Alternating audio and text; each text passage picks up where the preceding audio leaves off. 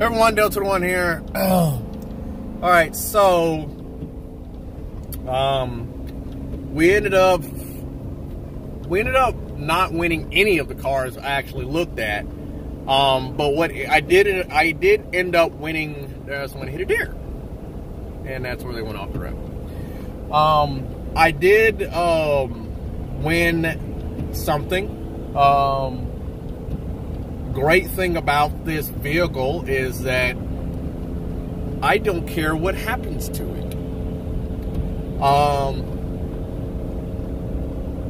I basically got a comment before, which is a really good comment about how bad the Journey's transmission was, and I forgot what the other car was about it having CVT transmissions. I totally agree with that. Have no argument with that. The issue that I had, not with the comment, but with having to do that, was that when you go to an auction, if you're going with a purpose, you don't really have much of a choice in what you get. If you're going specifically to actually get cars for like family, or to sell or make a profit off of, then yeah. But like if you need a quick beater or something like that, you know, you don't really have much of a choice. You can only get what comes up. And another thing is, when you're trying to get a car in a crunch, like I was saying in the other video, my brother totaled that car I fixed. My cousin totaled the other car that I fixed, which the only two ones I cared about. And that person I sold the other car, the Impala to, they totaled it. All I have now is the Impala, the other Copart Impala that I got for $275 that needs an engine and transmission. The body's in pretty good shape. So basically what I got right now, as you can tell by the excuses I'm making, it is not my first choice. It's not my second choice or my third choice. I don't think it is my choice.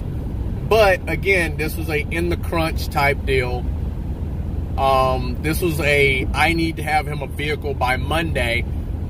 I can't get it registered until Monday, but you have 7 days to get it registered. This is a clean title car. I'm going to add that out. But I have 7 days to get it registered.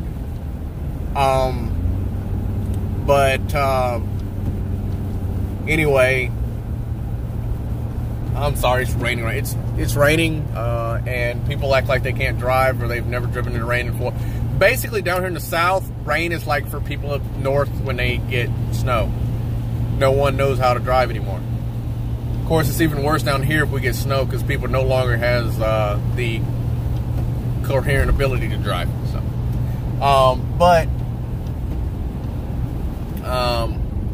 another thing is that traffic is actually pushing me faster than what I want to drive.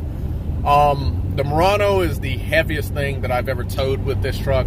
I am in the Copart Flooded Ram truck.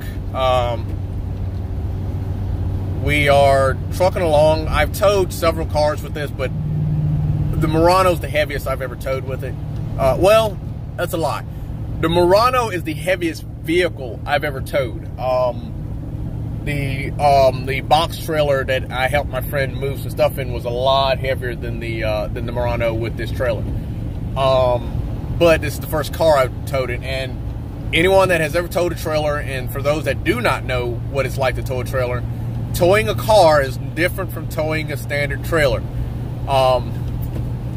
Towing a car on a trailer, you got to remember, even though you have a car tied down, the car's suspension still comes into play. You have your suspension on the truck that bounces, the trailer suspension that bounces, and you also have the car that you're towing suspension that bounces. Now, with the car being on the trailer bouncing around as well, that throws off the equilibrium of your trailer, which is one of the reasons why they have a speed limit for the U-Haul trailers in the first place. But anyway, I'm trying to stall, as you can tell. What we have is a 2000 and crap. I think it's an 06 or an 05 Murano. I think it's an 06 or 07 Murano. I don't really know. It is in rough shape. It's got all three of the four door handles broken on the outside of it.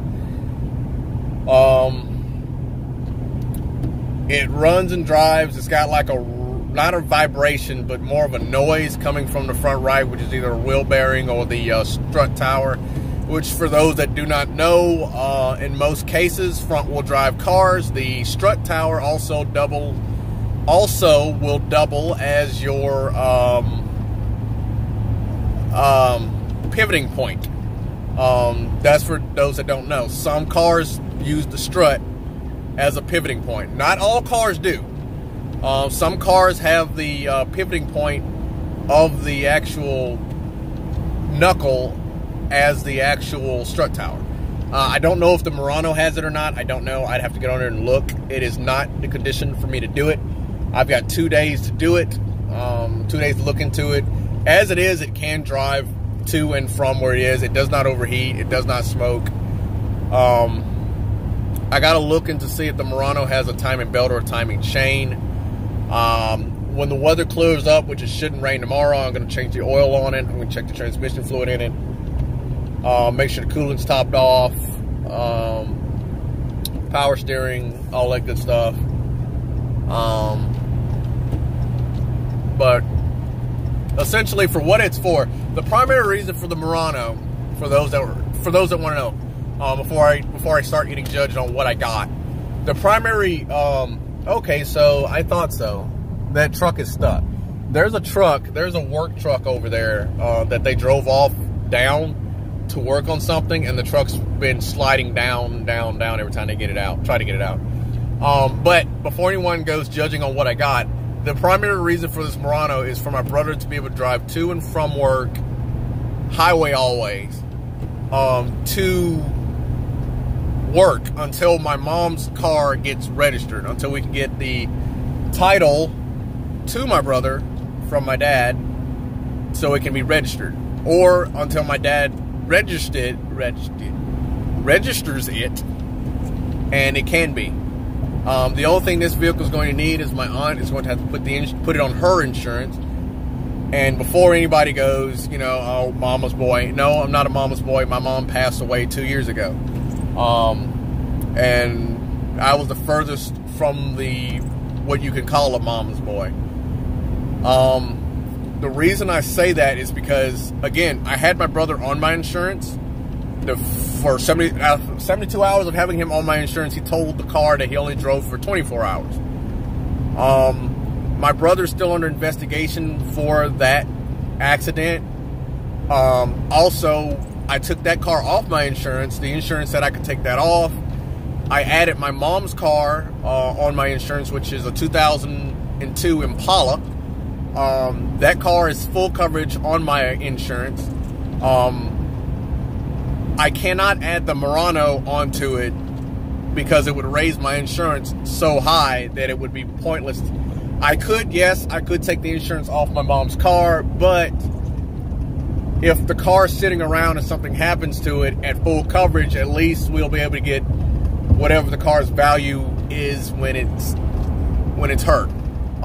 Being a 2002, there's no point in, unless there's major frame damage or body damage, there's no point in actually reporting anything to the insurance because it would just total the car out. It's best to just go ahead and get my own bumper and whatever. Now back to my last video. I was asked, not asked. I was asked when I went to Copart to give a little walk around. It wasn't a professional walk around, like I said, like especially auto auction rebuilds. It's not professional like his. But I remembered in the middle of looking at that, and I spent most of the time actually trying to figure out where the vehicles were that I wanted to look at, because each Copart yard is different. And once I figured that out, and I found the cars I wanted, and I went to looking through the site to see which cars I might have wanted to take a look at, I started recording. But in one of the cars, which was that, by the way, I want to mention this. Like I said, I didn't win any of the cars. There was this Nissan Cube, the red one, that had 109,000 miles on it. That car I lost, but the person that won it did not have a high enough bid. I know a lot of people are going to say, well, why didn't you just buy that car out. Well, this Murano was only $1,500. Believe it or not, almost even. Well, it ended up breaking even, getting the trailer and the gas money to drive up here. It evened out to $1,500. So out the door, with my Copart win, with renting the trailer, I'm trying to see if I can get over, because I don't want to be in the fast lane. There's nobody behind me, but I'm trying to keep my position staggered from other cars so I don't kick up a lot of water in their face. So that's why I keep looking around, which is important too, to look around. But in that video, I was commenting on, I commented on that red car. Was it the red car? Or was it a blue car? I can't remember. Out of the one of two cubes, the red one or the blue one, one of them, it was the red one. It was the red one, because I distinctly remember it now. The blue one had the front end damage, but it started up smooth, had no rumbles, no noises. And then the red one, the one that had no damage to it, I said I could hear a noise, and it did not go up with engine rotation, but it went up with engine vibration.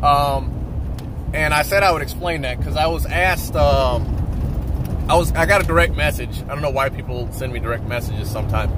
But I got a direct message asking me, what did that mean? And when you're diagnosing a noise that's engine related, you have to know when that noise comes about. When you rev the engine, like a belt noise will go up with engine rotation. A pulley noise will go up with engine rotation. A motor mount will not go up with engine rotation. It goes up with engine vibration. And what that means is like, basically, I could sit there and slowly rev the engine through its rev range and the motor mount not move at all, because it's, you know, I'm not torquing the motor enough for it to move. I'm just revving the engine. But if I sit there and torque the engine, and now it's starting to make that noise more apparent, that noise is being made by vibration from the engine actually moving around, instead of actually by engine rotation. It's kind of hard to diagnose those, especially when you're having if it's transmission related. If you have a manual transmission car, and there's one that does, you probably once or twice heard them explain that I hear noise when I rev the engine, not when I'm on the clutch, or when I'm on the clutch. It does not increase with engine rotation, or it doesn't increase when I rev the engine. That's them diagnosing a flywheel, or a throwout bearing, or, you know, the clutch itself. That's them diagnosing that, or the pilot bearing, you know, all of that. That's them diagnosing it, and that's how you diagnose those. And you diagnose those with those noises. And knowing whether or not the noise is increasing with engine rotation or engine revving, or whether or not it's increasing with the vibration of the engine, is good to know. And same goes for, if anyone didn't know, same goes for when you're going down the road and you're driving. Certain vibrations all happen at the same time, but there's a certain thing you can do at a certain point that would actually distinguish between it being a brake. Oh God, this bottle. But that would distinguish between it being a steering noise, or a suspension noise, or a brake noise. And yes, people that don't know, yes, those are three different components. Suspension, steering, and brakes are all different components. I had someone today in AutoZone ask me about something like that, about a noise or vibration they were having, and I asked them if is it a steering issue, is it a braking issue, or is it a riding issue? He said, well, it's all the suspension. Like, no, they're all part of your suspension, but not all classified as different. They're all classified as different parts. Even though your steering knuckle is considered part of your suspension, because it moves up and down with it, it's actually a steering component. Just like your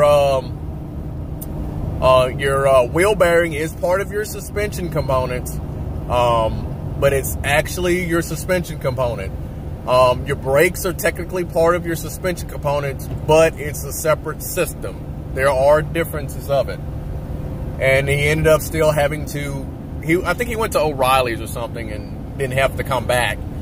And one main reason he had to come back was because the price was lower. But the reason he left upset and came back upset was because we were right. Because they told him the exact same thing at the other AutoZone, that it's a separate component. And he needed to know exactly which one it is. Because apparently they needed to know which. He wanted a generic part, is what it was. And they were trying to figure out what would best suit him. And without knowing what part he needed, he didn't know what part he needed.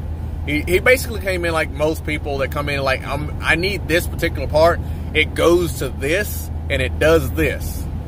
Okay, but what's the name of the part? Do you know the name of the part, what it looks like? I can't quite tell you what it looks like, but I can tell you that it's connected to the knuckle. The brake caliper is connected to the knuckle. So that doesn't really, you know, help. But, you know, enough with that rant. We're trying to get home. Right now, I'm trying to decide on what I want to do with the car. Well, with this. Like I said, I want to check all the stuff, but I kind of have to do that at my home. And my brother stays somewhere else, so I'm thinking I'm going to drop this off at where my brother's at, drive home, get my mom's car, take it there, and then take that back. Well, take this back home, because I can't do the oil change in their driveway, well, in their parking lot, but I can do it in mine. I want to try to fix the leak from the rain, from the sunroof. I've got to fix the window. I don't have to fix the windows. I got to fix the, I'm not going to fix the windows. I've got to fix the door handles. I might not fix the door handles. I got to fix the door handles, and I got to figure out that noise to see what it actually is. See if it's a wheel bearing or something like that. And I can't do that I can do that, most of that stuff there, but I'd prefer to walk outside my door and it'd be right there. Not to mention I can drop the trailer off after I take the car there, instead of dropping the car. I don't know. Well, I guess if I was staying on the other, if I was coming from the other side of town, I'd be going to, I would drop this car off at my friend's house, but I probably wouldn't do that either because my friend's like 5 miles away from me and I don't want to drive that far. I'm surprised my brother hasn't called me yet, to be honest with you, because, you know, it's nearing the time for him to have to be off work on a Saturday. Yeah, today is Saturday, by the way. Oh, yes, I remember I was asked something. I was asked, how's my truck tow? Like I was saying before, this is the V6 crew cab model. I am towing the Murano. Being that it was a Copart truck, a lot of people want to know how is it acting when it's towing. I'm doing 65 right now, just under 2,000 RPM. Temperature is normal where it's supposed to be. My transmission temperature is exactly where it normally is. I'm doing averaging 15 miles to the gallon. My actual is 12. But with me going up and down these hills, it's averaging 15. With this trailer on, with me towing like an Impala or a box trailer, I was getting about 16 miles to the gallon with the trailer. Without a trailer, I was getting about 26 miles to the gallon. On average. That did calculate out. I actually calculated an average of 22 miles to the gallon while the truck was reading 26 miles to the gallon. But, you know, that could all be because all of the up and down hills and all that good stuff. But that's how the truck's handling right now. I know a lot of people wanted to know, well, how the truck's doing when it tows, or if it drives funny. What I want to say before I close this out, yes, it does drive funny towing, but it's not because the truck was flooded. It's because this is an 8-speed transmission with adaptive controls. And what that means is if I put a trailer on here, the truck just holds the gear longer than what it should, which actually it should since it has a trailer on it. But once you throw a vehicle on the back of it or throw weight on that trailer, the truck shifts all kinds of funny and wonky. And it's not because of the actual truck. It's because the truck now has to relearn how to shift based on the weight that it's pulling. Once it learns, like it has now, where it's just holding steady and rock hard, that's what she said, it's drives no differently than it does. Like, literally, other than holding a gear longer, it drives no different it drives no differently than it did without a trailer. Once it has adapted and learned. Once you take the trailer off, it's back to the way it was. It's wonky until it relearns that, hey, you don't have a trailer. Road work on 49 North past 98 East. That was me reading the thingy, by the way. I'm going to get off so I can navigate the back roads, because I'm going to have to navigate the back roads in order to get where I want to go. But, unsafe move. Peace!